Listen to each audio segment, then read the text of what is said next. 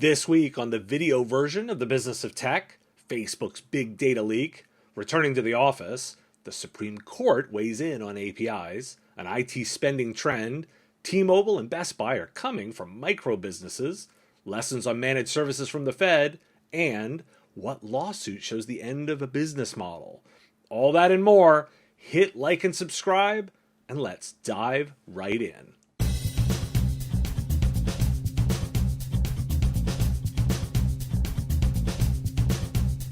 Let's visit a story that broke late last week to give it the spotlight it deserves.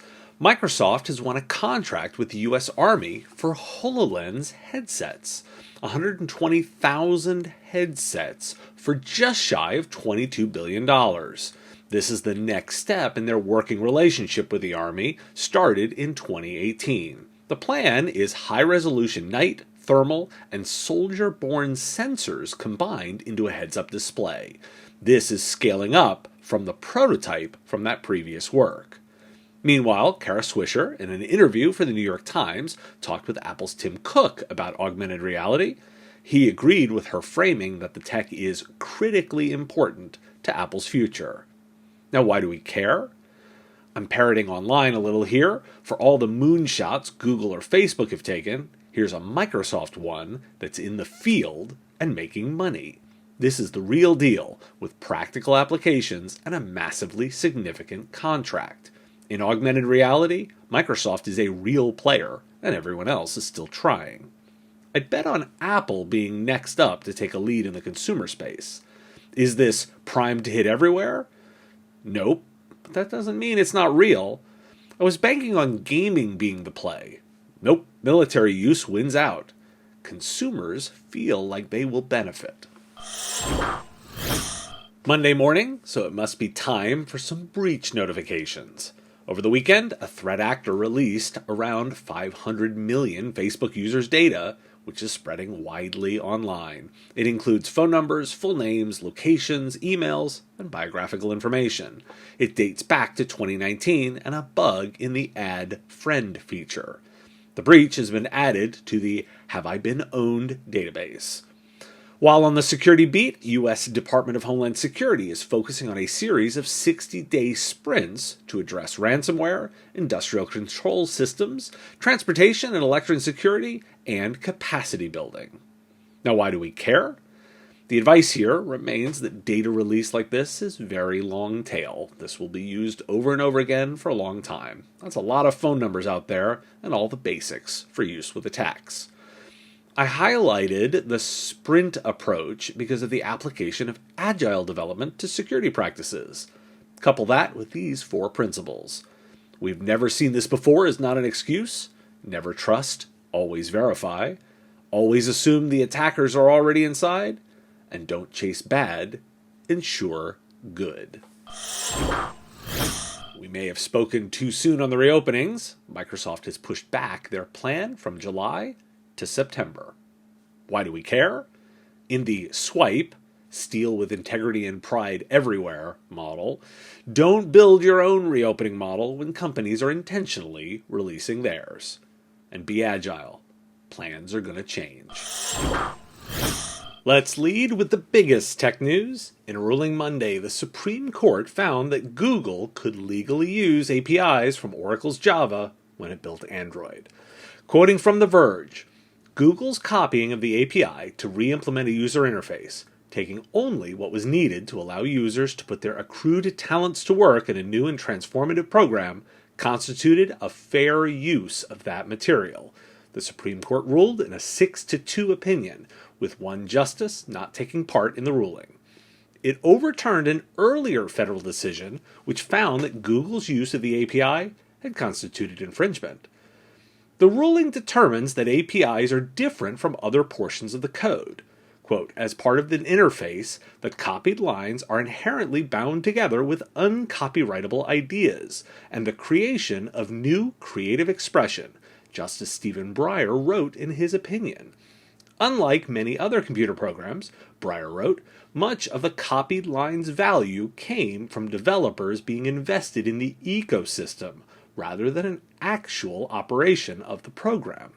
Google used the API to let Java programmers build Android apps, which the court declared is a fundamentally transformative use. The decision specifically focuses on APIs and does not change copyright law around knockoff products, journalistic writings, and parodies. The justices specifically cite fair use as a new creative expression. As covered previously, this is a 10-year-old court battle between the two companies. Now, why do we care? This is a big deal in IT in that it codifies what has been common practice. Open ecosystems require this to be the case, and now there is case law backing it up. It establishes that interfaces are not copyrightable, although it doesn't explicitly say that. It's holding the status quo, which, arguably, is good for tech. There certainly isn't a need to rebuild anything. This isn't a binary choice, open or closed, free or proprietary. It's a spectrum, and we have a healthy lens. Fair use doctrine applies. With regulation also on the horizon, the interpretation of the courts is going to matter more and more. Some labor news, quoting CIO Dive. The software industry workforce is projected to grow more than 5% in 2021, according to the Cyber States 2021 report published Wednesday by IT trade group CompTIA. The projected growth in the software space, including software as a service applications, sits atop all other technology categories. By comparison, companies in spaces such as tech manufacturing or telecommunications and internet services will grow workforces by 1 to 2%. In terms of specific technology occupations, CompTIA expects hiring activity will be especially strong in cybersecurity and data science and analytics, which are each expected to grow 4.4%. Software development hiring is expected to grow 3.7%. The base of infrastructure-related IT workforce will amount to almost 1.4 million workers by year's end. Meanwhile, in a non-scientific open survey on Blind, with over 3,000 votes so far, 64% of respondents say they would rather keep working from home rather than switching to a new job with a salary $30,000 a year higher. Now, why do we care? I'm obviously taken with changes to the workforce due to the pandemic. I maintain that those who navigate this well will have a competitive advantage. Now, why couple these two data points? The demand in these job areas is very high, and the need is also growing. New perks and ways to approach hiring are going to matter to successfully recruit. If the benefit of being in the office isn't the draw, and your company culture and perks are focused there, this is a big shift. The days of the free snacks as a draw are likely over. Cisco has released their Accelerating Digital Agility report. This looks at CIOs and IT decision makers. Where's the money going? More than one half, 56%, are investing in cloud applications. That same number are pouring money into network security, and 51% are spending more on cloud security. Furthermore, more than half, 45%, are breaking out the checkbooks for multi-cloud infrastructure this year and next. And new Gartner data, quoting CIO Dive. Worldwide IT spending is projected to bounce back from the 2020 contraction, growing across all segments to reach $4.1 trillion in 2021, an 8.4% increase over 2020 spending, Gartner announced on Wednesday.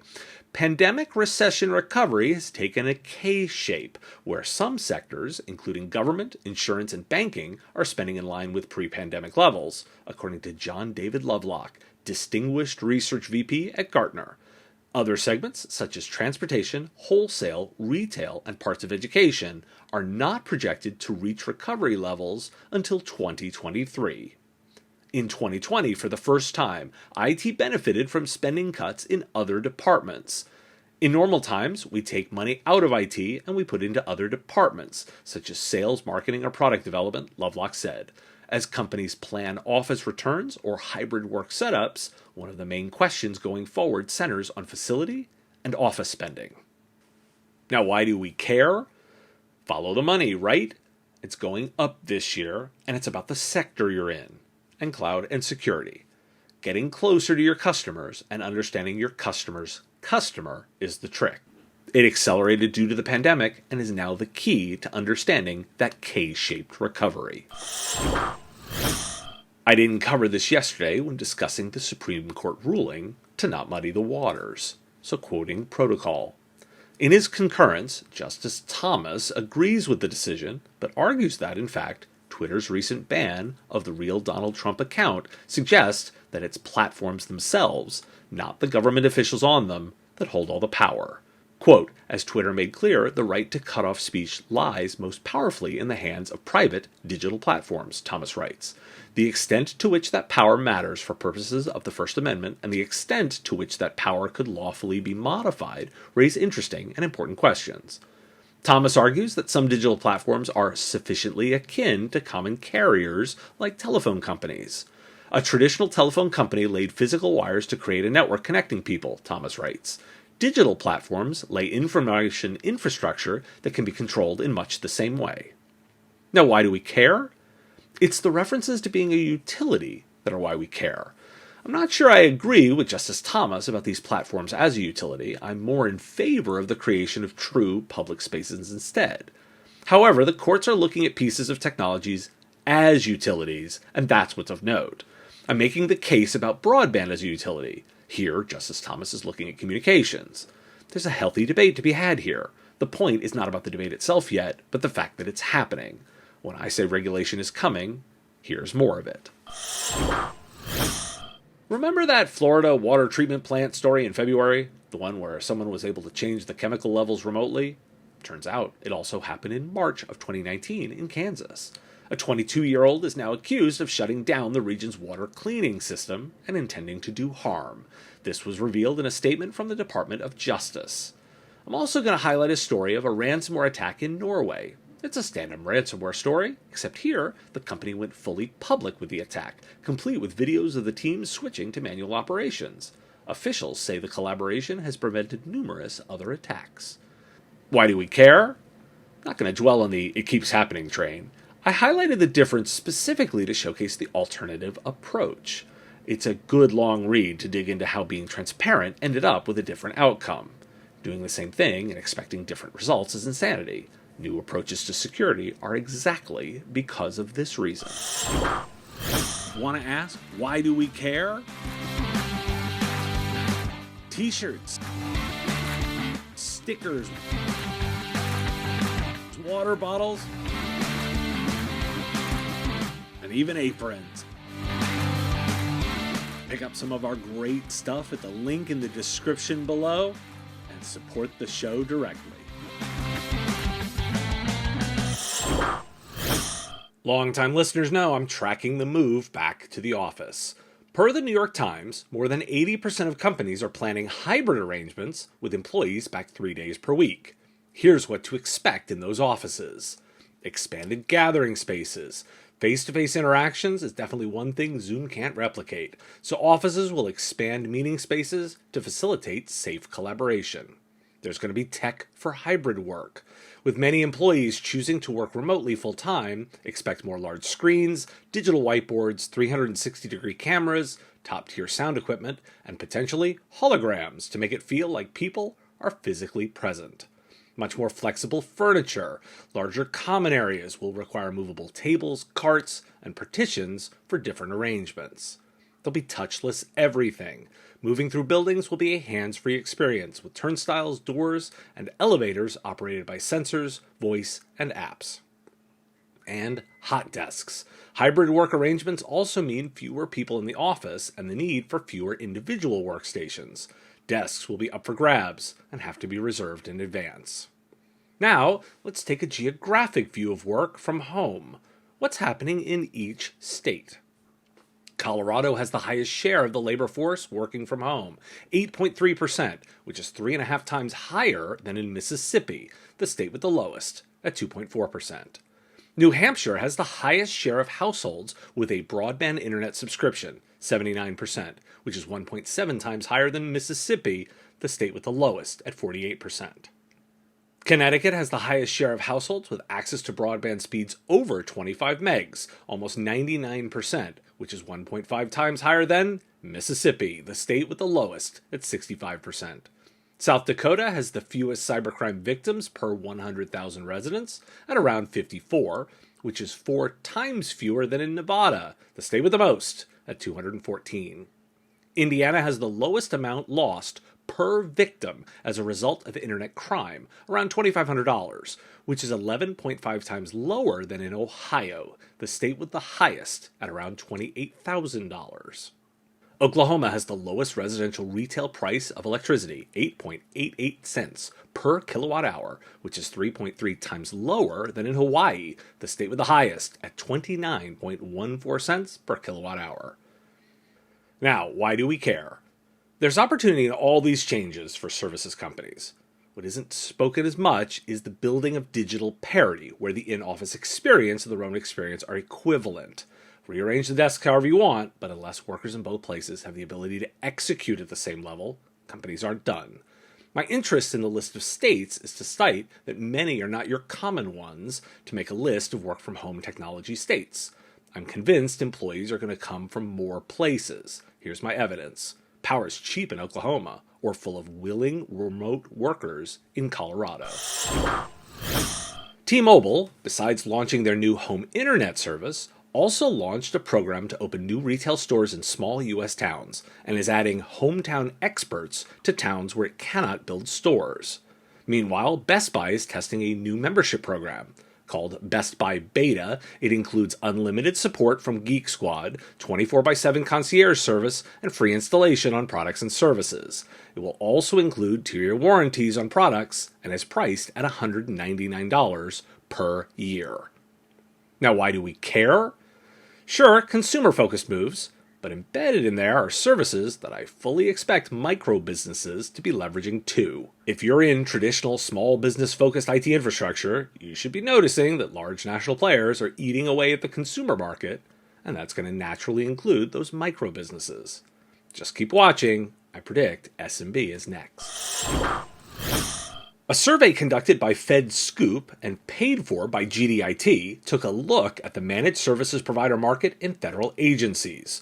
2 in 3 respondents say their agency is currently using or planning to use an MSP to support their IT work. Reasons vary, but a key one is cost efficiencies and experience in cloud, data, and cybersecurity. Quoting FedScoop. There are a number of factors motivating agencies to take a look at MSPs. Reducing long-term IT costs ranks highest by 6 in 10 respondents. But 4 in 10 respondents also cite the importance of focusing more attention on mission and less on operations as a driving force. A third of respondents indicate the need to gain greater operational agility and automation, and to reduce risks, and those are also big motivators. Executives in the survey identify a variety of core areas where MSPs provide value. Most respondents, 65%, point to staffing and support, but 54% cite security and 44% mention compliance as key areas where MSPs are filling critical support gaps. Another 4 in 10 respondents say the need for training and change management and for supporting continuous improvement and innovation are core areas where MSPs make a difference. Now, why do we care? This survey, and the IT provider behind it, are clearly focusing on a different segment market. Federal agencies is a long way from the bulk of providers who serve SMB. But besides the customer, the data points are the same. I could be citing a survey of any typical channel company and get similar results. And that's what really interested me. It's the core value statement that is the same. There are distinct differences in implementation to be sure, but the core value is the same. When I get asked about the value of IT services in the long run, I cite the same thing. Providing guidance and insight into the use of technology in business is a solid investment. The technology will change, but the value doesn't. That's why it's key not to hold on to aging technologies or approaches. I'm looking at you, desktop management, because everything being cited here is several steps removed from that. In the UK, a Microsoft reseller is suing for £270 million in damages for allegedly Microsoft trying to destroy its business with incentives to customers to move to the cloud. Value Licensing buys second-hand licenses and then sells them for a discount. The company is seeking damages for loss of sales as well as interest and other relief. Now, why do we care? You know what the death knell for your business is? When you have to sue to try and get your business back. Channel Pro UK covered this like some kind of revolt. I call it the last gasp of a business that didn't adjust. Microsoft started this move over a decade ago. It's like that slow-moving Zamboni in Austin Powers. If you couldn't outrun that, you just weren't paying attention. That's what we watch for. You can't sue your way back to relevance. New data from analyst firm eMarketer shows that in-store mobile payments usage grew 29% last year in the US. The youngest consumers lead the way, and millennials account for around 4 in 10 mobile wallet users. The pandemic also pushed retailers. No-touch payments for retailers had increased for 69%, and 67% now accept some form of contactless payment. Now, why do we care? Small quick data point here, and showing of the changing in buying behaviors. Don't hold on to the past and miss out on the changes. Thanks for tuning in to This Week in the Business of Tech. Shows come out each week, pulling together the daily podcast. If you like this show, please hit that like button and subscribe to the channel. The content here is possible because of supporters like you. If you want access to shows early, answers to your questions, and private interactions, join our Patreon. It's pay what you want. You decide what the content is worth. Join at patreon.com/MSPradio. Patreons also get access to the written versions of every story as they come out. If you want the stories right away, you can get them on the daily podcast. Find The Business of Tech on Apple Podcasts, Spotify, Google Podcasts, or wherever you get your shows. Subscribe links at businessof.tech, and I'll talk to you again next week.